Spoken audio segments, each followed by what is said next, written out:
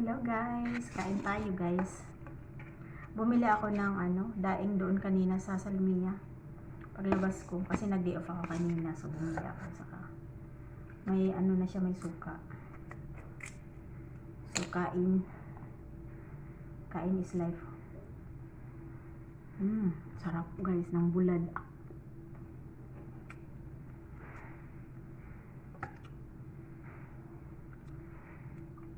Na-miss ko talaga ang tuyo.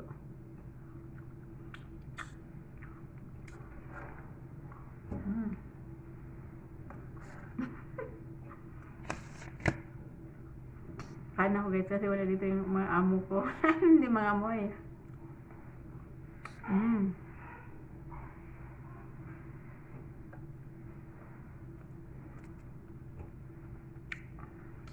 Ito 1 kg. Saan ganito 1 kg? Tapos, yun, nagpagupit ako kanina. Diba?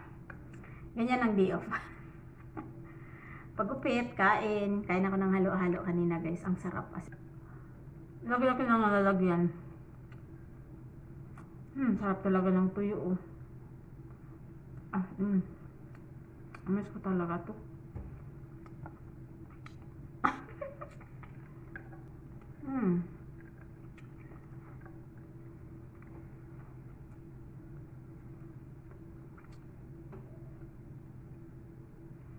Kasi palagi na lang ako manok. Natakam-takam naman ako sa tuyo.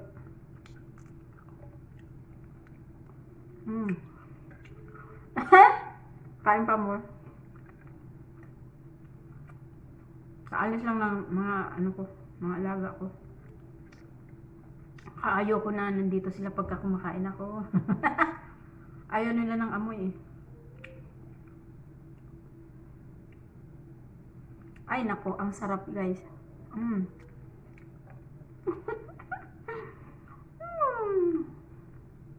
Basta.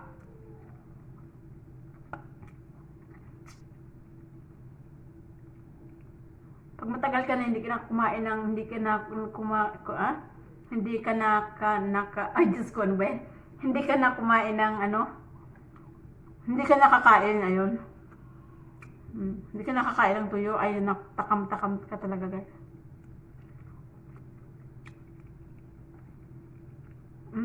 Sayang. Hanggang bukas na to. 2 araw ko to nakain. Salamat sa sahod. Salamat sa sahod.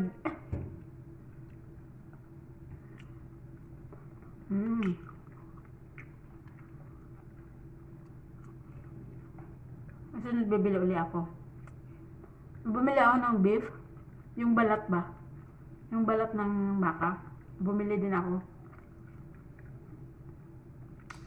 Ulam ko kanina. Kasi lang natakam talaga ako dito sa tuyo. Kaya lang yung mga alaga ko nandyan kanina. So ngayon umalis na sila. So ayan. Kain pa muna. Pati ulo guys, kain. Masarap sana yung yung bagong prito talaga. Kaya parang walang masayang.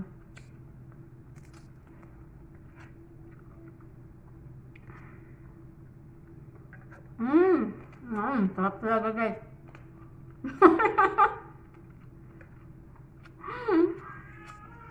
Ayoko kumain ng gulay, ayoko kumain ng ng salad. Mamaya na ay bukas na lang kakain.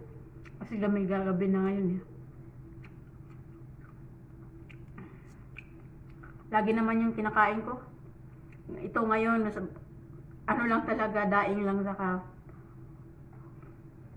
tuyo. Ay, daing saka. Daing saka kanin. Ano ba yan, oy?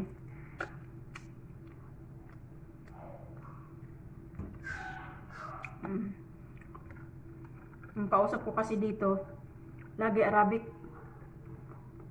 Saka English. Kaya, ngayon lang ako mag-Tagalog. Taga-Bisaya mag-Tagalog. Ang sarap.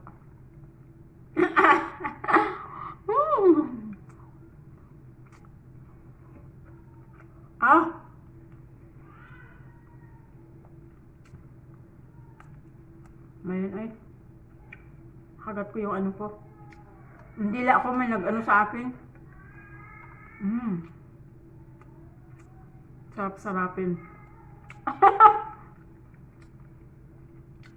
Isang daing. Ubos ang isang pinggan. O, saan ka pa? Diba?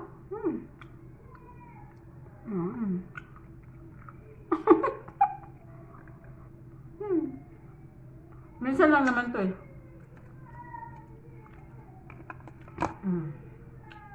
Minsan lang to, kaya lubos-lubosin na natin.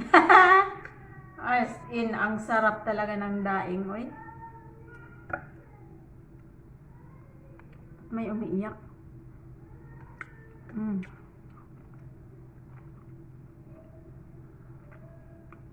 Nakakapit bahay. Ay, naku. Oh. Sarap.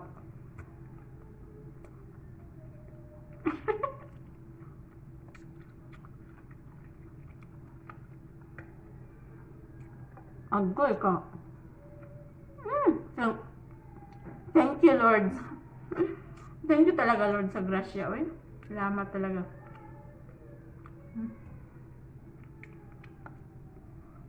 Ay, sarap-sarapin.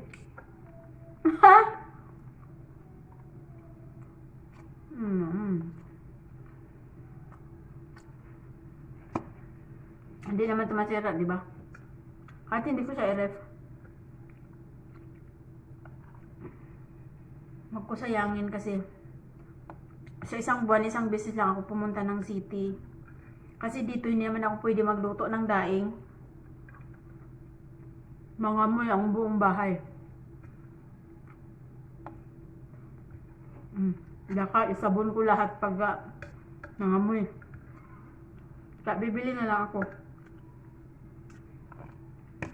Bili na lang kisa ka maglinis ka ng bunggang-bungga. Saka ayaw ko na maamoy nila yung daing dito. Nakakahiya naman, di ba?